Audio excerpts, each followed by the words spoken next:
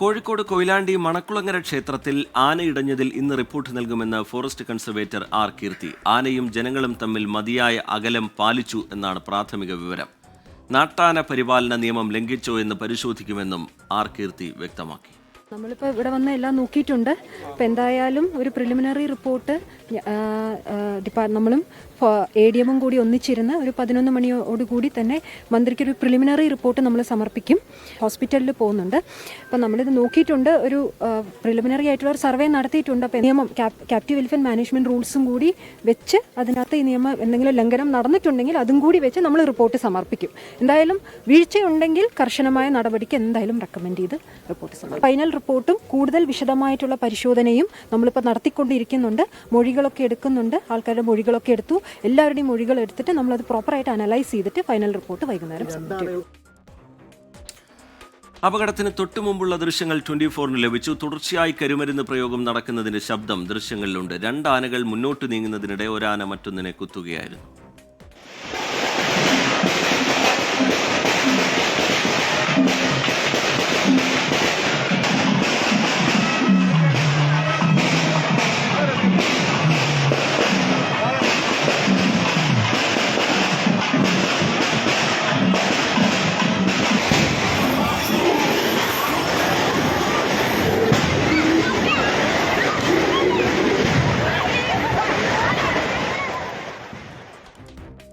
രാഹുൽ സുരേഷ് വിവരങ്ങളുമായി ചേരുന്നുണ്ട്. രാഹുൽ, എന്താണ് ഏറ്റവും ഒടുവിലായി ഇതുമായി ബന്ധപ്പെട്ട് CCF ഒക്കെ വിശദീകരിക്കുന്നത്?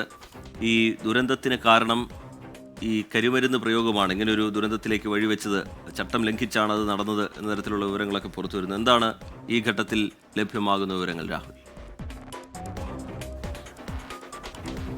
റീജിത്ത്, ഈ അപകടത്തിന്റെ കാരണം കണ്ടെത്തുകയാണ് ഇനി അടുത്ത ലക്ഷ്യം. അതിനുവേണ്ടിയുള്ള അന്വേഷണം വിവിധ കോണുകളിൽ പുരോഗമിക്കുന്നുണ്ട്. വനം വകുപ്പിന്റെയും റവന്യൂവിന്റെയും അന്വേഷണം പുരോഗമിക്കുന്നു. അതോടൊപ്പം തന്നെ പോലീസിന്റെയും അന്വേഷണം മറുഭാഗത്ത് നടക്കുന്നുണ്ട്. ഇപ്പോൾ വനം വകുപ്പിന്റെ അന്വേഷണത്തിന്റെ ഭാഗമായി ഫോറസ്റ്റ് കൺസർവേറ്റർ ആർ കീർത്തി അല്പസമയം മുമ്പ് ക്ഷേത്രാങ്കണത്തിൽ എത്തിയിരുന്നു. ഇവിടെ ഉണ്ടായിരുന്ന ക്ഷേത്ര ഭാരവാഹികളുമായും ഇവിടെ പരിക്കേറ്റ ആളുകളുമായും സംസാരിച്ചു. അവരിൽ നിന്നും മൊഴി രേഖപ്പെടുത്തി. അതിനുശേഷമാണ് മാധ്യമങ്ങളോട് അവർ സംസാരിച്ചത്. ആനകളെ എഴുന്നള്ളിക്കാൻ അനുമതി ഉണ്ടായിരുന്നു എന്നാണ് അവർ പറഞ്ഞ ഏറ്റവും പ്രധാനപ്പെട്ട കാര്യം. ആനയും ജനങ്ങളും തമ്മിൽ മതിയായ അകലം പാലിച്ചു എന്നാണ് ഇവിടെ ഉണ്ടായിരുന്ന ആളുകൾ നൽകിയിട്ടുള്ള മൊഴി. അതുമാത്രമല്ല, നാട്ടാന പരിപാലന നിയമം പാലിച്ചോ എന്നും പരിശോധിക്കും. പ്രാഥമിക റിപ്പോർട്ട് ഇന്ന് രാവിലെ 11 മണിക്കായിരിക്കും വനം മന്ത്രിക്ക് കൈമാറാൻ പോകുന്നത്. അല്പസമയത്തിനുള്ളിൽ പരിക്കേറ്റ രോഗികളെ ആശുപത്രിയിൽ എത്തിക്കാണും. അതിനുശേഷം ADM-മായി കൂടി ആലോചിച്ച് 11 മണിക്ക് പ്രാഥമിക അന്വേഷണ റിപ്പോർട്ട് സമർപ്പിക്കും. അതിനുശേഷം വൈകിട്ടോടുകൂടി അന്തിമ റിപ്പോർട്ടും സമർപ്പിക്കുമെന്നാണ് അല്പസമയം മുമ്പ് അവർ വ്യക്തമാക്കിയിട്ടുള്ളത്.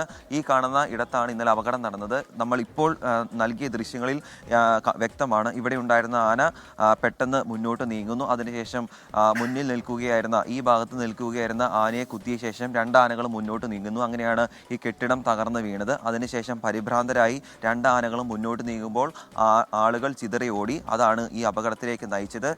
വലിയ രീതിയിൽ പടക്കം പൊട്ടിച്ചിരുന്നു എന്ന കാര്യം ഈ ദൃശ്യങ്ങളിൽ നിന്നും വ്യക്തമാണ്. ആ പടക്കത്തിന്റെ ശബ്ദം കേട്ടാണ് 2 ആനകളും ഇങ്ങോട്ട് മുന്നോട്ട് കുതിക്കാനായി കാരണമായത്. എന്താണെങ്കിലും അതിൻ്റെ എല്ലാം വ്യക്തമായ തീരുമാനം ഔദ്യോഗികമായി തന്നെ എന്താണ് അപകടത്തിന്റെ കാരണമായതെന്ന് സംബന്ധിച്ച് അല്പസമയത്തിനുള്ളിൽ ഈ റിപ്പോർട്ട് പുറത്തു വരുന്നതോടെ വ്യക്തമാകുകയും. ശരി, രാഹുൽ സുരേഷ് മണക്കുളങ്ങര ക്ഷേത്രത്തിൽ നിന്ന് വിശദാംശങ്ങൾ പങ്കുവയ്ക്കുകയായിരുന്നു.